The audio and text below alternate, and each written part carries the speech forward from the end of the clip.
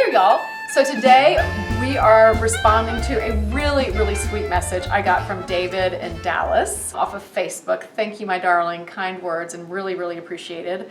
And I realized, I haven't talked about kids going back to college, going off to school for the first time, and the freshman 15 or the sophomore 17 or the junior gigantics. I mean, people gain weight in college, right? And it's not fun.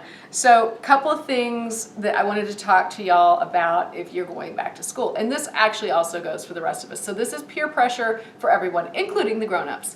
And I'll get to that at the end.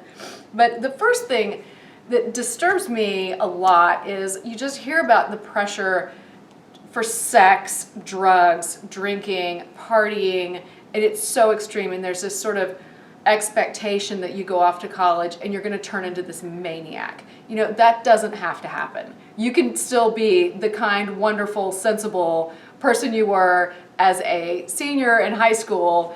It's only the next few months. You didn't change. You didn't suddenly go to Dr. Jekyll, Mr. Hyde kind of a thing. So stay your own self, be true to who you are. And listen, if your friends are giving you the pressure to drink, have sex, do things that you're not comfortable being with, they're not your friends, okay? You don't need to hang out with those people. Find people that are like you. There are plenty of people who are going to be in the same boat who just aren't ready for that, ever, Some people are never going to do drugs, and that's okay. College doesn't necessarily mean you have to experiment with drugs. And a lot of people, when they're ready to have sex, it happens all along the spectrum. So go with it. Just be true to yourself. Now, talking about the freshman 15 and more sometimes, these are the things I was thinking back to college, the places where I really made the biggest mistakes. First of all, if you have a meal plan, an all-you-can-eat meal plan doesn't mean it's an all-you-should-eat meal plan. It doesn't mean you can stuff your face or you should stuff your face. It's a meal plan, folks. Go, get your meal, finish your meal, you're no longer hungry, and leave. It's a meal, okay? It is not an excuse to just stuff your face, okay? The biggest mistakes that I made, I gotta say, the reason I gained the most weight is I was trying to keep up with my guy friends and how much they were eating. Teenage boys, 17 and 18-year-old boys, eat a massive amount of food. And I was hanging out with this great group of guys, and they were just gorging themselves constantly. And we were in Boston, so it was the most amazing pizza, amazing Philly cheesesteaks, just terrible food. And I got so fat. It was the best clam chowder. It was so good.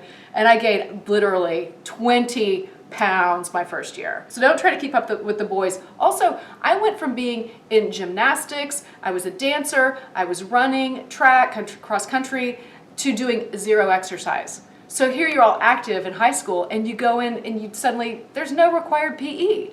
And that's a big one. So you have to keep up with the exercise. Don't go from high level of activity to just nothing. So keep it going. Again, eat only when you're actually hungry.